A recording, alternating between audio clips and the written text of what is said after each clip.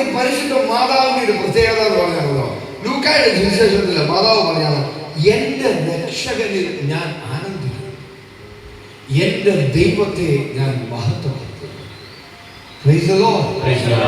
പരിശുദ്ധ മാതാവ് പറയാണ്, അതിൽ എഴുതി വെച്ചിരിക്കുന്ന വാക്യങ്ങളാണ്, അവരുടെ സങ്കീർത്തനമാണ്. വിശുദ്ധ മറിയം എഴുതി വെച്ച് സങ്കീർത്തനം എഴുതി ഇങ്ങനെയാണ്, എന്റെ കർത്താവിൽ ഞാൻ ആനന്ദിക്കുന്നു, എന്റെ ദൈവത്തിനെ ഞാൻ പുകഴ്ത്തുന്നു. Praise the Lord. അപ്പോൾ നമ്മുടെ ജീവിതം, എല്ലാവരും വലിയ ഭക്തന്മാരുണ്ട്, ഒരുപാട് വലിയ, എനിക്ക് ഭയങ്കര ഇഷ്ടമാണ് ഇവരെല്ലാം. പക്ഷെ മാതാവിന്റെ സ്വഭാവം അടുത്തൂടെ പോയിട്ടുണ്ട്. വലിയ ഭക്തക്കാരാണ്. മാതാവിന്റെ സ്വഭാവം അവരുടെ 7 അയൽവക്കത്തൂടെ പോയിട്ടുണ്ട്. അവന് എന്തൊരു വിരോധാഭാസമാണെന്നാണ്. ക്രിസ്തുവിന്റെ വചനത്തിലേക്ക് വരുമ്പോൾ ഞാൻ നിങ്ങൾക്ക് മറ്റൊരു കാര്യം നേരത്തെ ഞാൻ പഠിപ്പിച്ചിട്ടുണ്ട്, ഇവിടെ തന്നെ പഠിപ്പിച്ചിട്ടുണ്ട്. ദൈവപുത്രനുണ്ട്, മനുഷ്യപുത്രനുണ്ട്. അടുത്തിരിക്കുന്നവരുടെ ദൈവപുത്രനുണ്ട്, മനുഷ്യപുത്രനുണ്ട്. ദൈവപുത്രനെയും മനുഷ്യപുത്രനെയും രണ്ടായിട്ട് വിഭജിക്കുന്നത് നമുക്ക് വ്യക്തമാക്കി തരുന്നത് പരിശുദ്ധാത്മാവാണ്. പരിശുദ്ധാത്മാവ് അല്ലെങ്കിൽ പരിശുദ്ധാത്മാവ് നമുക്ക് പറഞ്ഞു തന്നില്ലെങ്കിൽ നമുക്ക് മനസ്സിലാക്കാൻ പറ്റില്ല. ഓക്കെ, ബൈബിളിൽ ഇങ്ങനെ ഒരു വാക്യമുണ്ട്. യേശുവിന്റെ അടുത്ത് കാനായിലെ കല്യാണത്തിന് സമയത്ത് മാതാവ് പറഞ്ഞു, മോനെ നമുക്ക് എന്തെങ്കിലും ചെയ്യാൻ പറ്റും.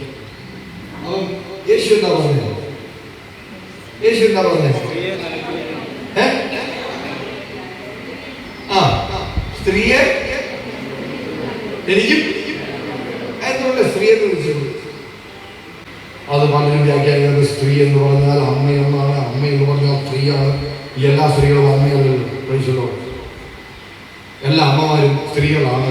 Praise the Lord. ഹല്ലേലൂയ. അപ്പൊ അതാ അമ്മ എന്നല്ല അതിന്റെ അർത്ഥം.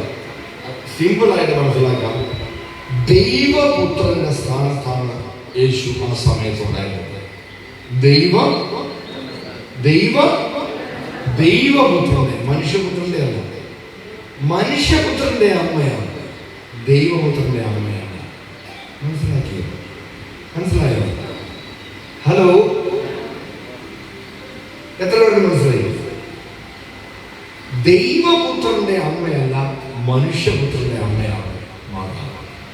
അപ്പോൾ ദൈവപുത്രന്റെ സ്ഥാനത്ത് നിന്നാണ് പറയുന്നത് സ്ത്രീ എന്ന് പറയുന്നത്. അല്ലാത്ത സമയം അമ്മയെന്നാണ് വിളിക്കുന്നത്. Praise the Lord. ആശാരിപ്പണി കർത്താവ് ചെയ്തുകൊണ്ടിരിക്കുമ്പോ അമ്മച്ചി അല്ലെങ്കിൽ അമ്മ അല്ലെങ്കിൽ അമ്മ അല്ലെങ്കിൽ എന്റെ ഹൃദയത്തിൽ പരിശുദ്ധാത്മാവ് പ്രവർത്തിക്കുന്നു, എന്റെ മനസ്സിൽ പരിശുദ്ധാത്മാവ് പ്രവർത്തിക്കുന്നു, എന്റെ ശരീരത്തിൽ പരിശുദ്ധാത്മാവ് പ്രവർത്തിക്കുന്നു, എന്റെ അസ്ഥികളിൽ യേശുവിന്റെ അഗ്നി വ്യാപരിക്കുന്നു.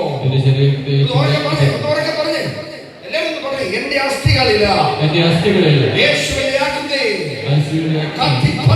കത്തിപ്പടരുന്നു. എന്റെ ആത്മാവിൽ പരിശുദ്ധാത്മാവിന്റെ ശക്തി കത്തിപ്പടരുന്നു.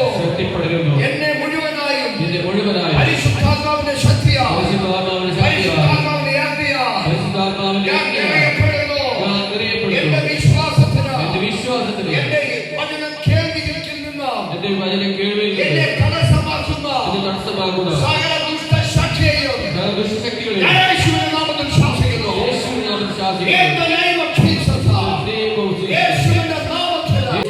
വചനം പറയുന്നു, പരിശുദ്ധാത്മാവ് നിന്റെ സഹായമാണ്.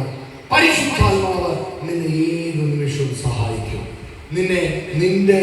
നിന്റെ പ്രതികൂല സാഹചര്യങ്ങളിൽ സഹായിക്കും, ആത്മീയതയിൽ സഹായിക്കും, ഭൗതികയിൽ സഹായിക്കും, നിന്റെ സമൃദ്ധിയിൽ സഹായിക്കും. നീ എന്തൊക്കെ രീതിയിൽ ജീവിക്കുകയാണെങ്കിലും പരിശുദ്ധാത്മാവിനെ നീ ആശ്രയിച്ചു കഴിഞ്ഞാൽ പരിശുദ്ധാത്മാവ് നിന്നെ ഒരിക്കലും കൈവിടത്തില്ല. ഹല്ലേലൂയ. പരിശുദ്ധാത്മാവ് നിന്നെ ഒരിക്കലും കൈവിടത്തില്ല. Praise God.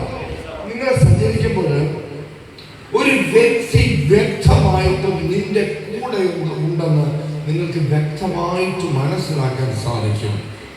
വ്യക്തമായിട്ട് മനസ്സിലാക്കാൻ സാധിക്കും. ഹല്ലേലൂയ. ഹല്ലേലൂയ. കൈവച്ച് ഇന്നലെ ഞാൻ ചൊല്ലിത്തന്ന പ്രാർത്ഥനയിലായിരുന്നു, ഒരു മെഡിറ്റേഷൻ, ഒരു ധ്യാനത്തിനുള്ള പ്രാർത്ഥനയിലായിരുന്നു. എന്റെ ആത്മാവിനെയും എപ്പോഴും നിങ്ങളുടെ അധരങ്ങള് കർത്താവിനെ സ്തുതിച്ചുകൊണ്ടിരിക്കണം. എന്നാണ് നിങ്ങളുടെ അധരങ്ങൾ എപ്പോഴും കർത്താവിനെ സ്തുതിച്ചുകൊണ്ട് യേശുവേ നന്ദി, യേശുവേ ഞാൻ വാഴ്ത്തുന്നു, കർത്താവിനെ അങ്ങേക്ക് ആരാധന, അങ്ങേക്ക് ആരാധന, സ്തോത്രം, praise the Lord, hallelujah, praise the Lord, hallelujah. ഇതിങ്ങനെ എപ്പോഴും ഉരുവിട്ടുകൊണ്ടേയിരിക്കും. അങ്ങനെ ചെയ്യാൻ പറ്റും, ഉറപ്പാണ്. കയ്യിൽ കൊന്തയുണ്ടെങ്കിൽ വചനത്തിൽ ഇങ്ങനെ ഉരുവിട്ടുകൊണ്ടേയിരിക്കും. ഓക്കെ, ഇങ്ങനെ ഉരുവിട്ടുകൊണ്ടിരിക്കും കയ്യിൽ കൊന്തയുണ്ടെങ്കിൽ. അങ്ങനെയായിരുന്നു പണ്ടത്തെ കാലത്തിലെ സന്യാസിമാരെല്ലാം ചെയ്തുകൊണ്ടിരുന്നത്. ക്രിസ്തീയ സന്യാസിമാർ ചെയ്തുകൊണ്ടിരുന്നത് വചനം എടുക്കുമ്പോൾ ഇങ്ങനെ വചനം 100 അല്ലെങ്കിൽ 1000 പ്രാവശ്യം ഇങ്ങനെ റിപ്പീറ്റഡ് ആയിട്ട് ഇങ്ങനെ പറഞ്ഞുകൊണ്ടേയിരിക്കും. ഹല്ലേലൂയ. അപ്പോൾ എനിക്ക് എത്ര പേർക്ക് ആഗ്രഹമുള്ള വചനം ഇങ്ങനെ ധ്യാനിച്ചുകൊണ്ടിരിക്കണം. പിന്നെ ആത്മാവിലേക്ക് ആ ഒരു തുറവി വന്നിട്ടില്ല. അതുകൊണ്ടാണ് ഞാൻ ഈ സംസാരിക്കുന്നത്.